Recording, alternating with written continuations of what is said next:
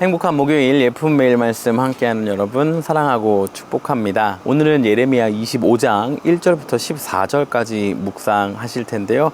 어제 말씀을 읽으시고 오늘 말씀을 읽으시면 좀 뭐가 이상한데 하는 생각이 드실 수 있어요. 왜냐면 어제 성경에서는 분명히 여호야김의 아들 이야기가 나왔는데 오늘은 또 여호야김 이야기가 나오거든요.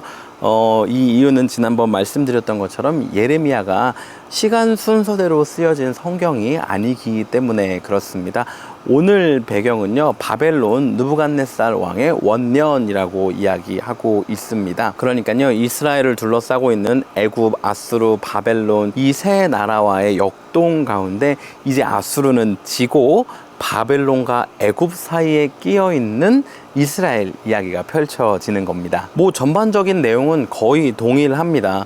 그런데 오늘 좀 주목하여 보기 원하는 건요, 이 시대적 배경을 좀 더 집중하기 원하는데요. 오늘 3절에는요, 요시야 왕이 다스린 지 13년 때부터 바로 지금까지 23년 동안이나 예레미야가 하나님의 말씀을 외치고 죄 가운데 빠져있는 이스라엘 백성을 돌이키라고 끊임없이 외쳤음에도 불구하고 여전히 그 죄 가운데 있는 이스라엘을 향한 이 경고와 심판의 메시지를 전하고 있는 것입니다. 아마 오늘 이 말씀 묵상하시는 분 중에서 아직 23년을 안 산 분이 계실지 모르겠는데요, 결코 짧은 기간이 아닙니다.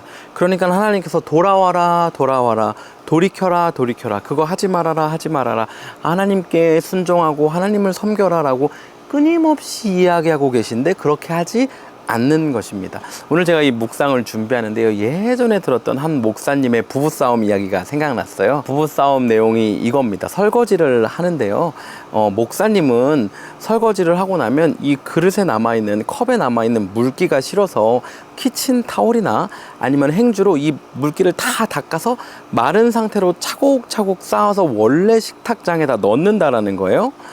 그런데 사모님은 설거지를 하고 나면 그렇게 닦는 것이 더럽게 느껴지기 때문에 오히려 물기가 조금 남아있지만 이것을 뒤집어서 물이 빠지는 그 장소에 놓고 물이 빠지면 그걸 집어 넣는다라는 거예요. 그런데 목사님은 그게 더럽고 싫다라는 거죠.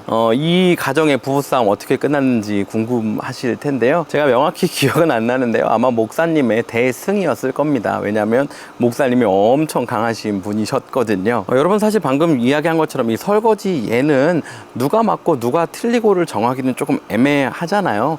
그러면 서로 내가 맞다고 주장하면 어떤 일이 벌어지겠습니까? 계속해서 끊임없는 다툼과 갈등이 일어나겠죠. 어느 한쪽이 다른 한쪽에 맞춰야 하는 것입니다. 져야 하는 거예요. 그럴 때에 갈등이 없는 평안한 상태가 만들어질 것입니다. 여러분, 이스라엘 백성이 23년이나 외치고 있는 이 예레미야의 외침, 하나님의 경고와 절규에 가까운 이 말씀 메시지 속에서 돌아오지 않는, 돌이키지 않는 이유는 무엇일까요?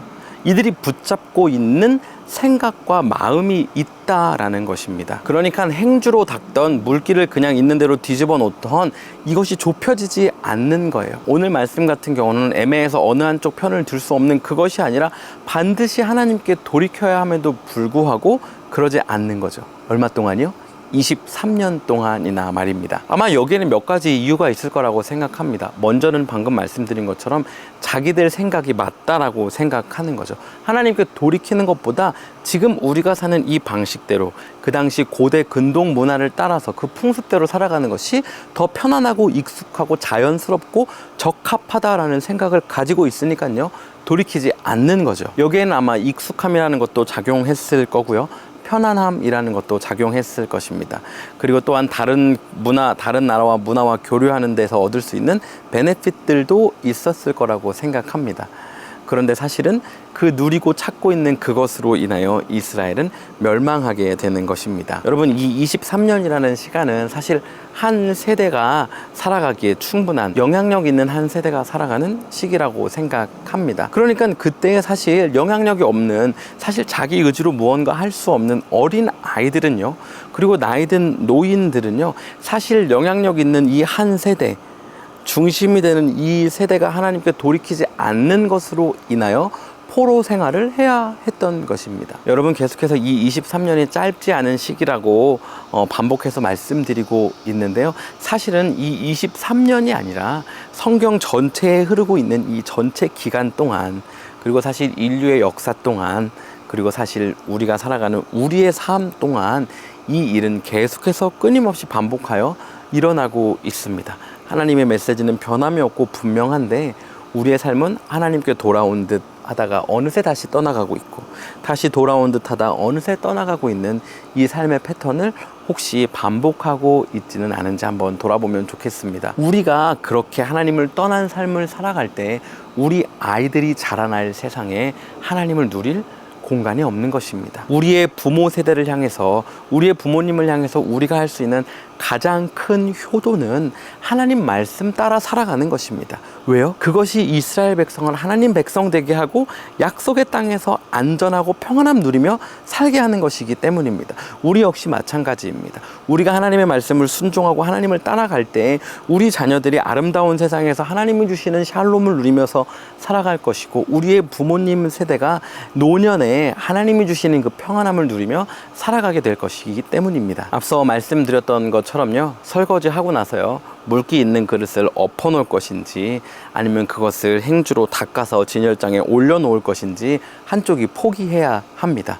저와 여러분 역시 마찬가지입니다. 우리가 하나님의 말씀을 따라 살 것인지 아니면 이스라엘 백성들이 누리고 있다고 생각했던 그 삶의 베너핏을 따라갈 것인지 결정해야 하고, 하나는 포기해야 합니다. 이쪽에 한 발, 이쪽에 한 발 딛고 살아갈 수 없다라는 것입니다. 여러분, 오늘 하루 살아가는 동안요, 우리의 삶을 좀 돌아보면서 하나님 쪽이 아닌 다른 쪽에 발 딛고 있는 것들이 있으면 빨리 발을 옮겨서 하나님 쪽에 발을 두는 그런 결단하는 귀한 하루 살기를 간절히 소원합니다. 그렇게 살 우리를 응원하며 오늘도 샬롬입니다.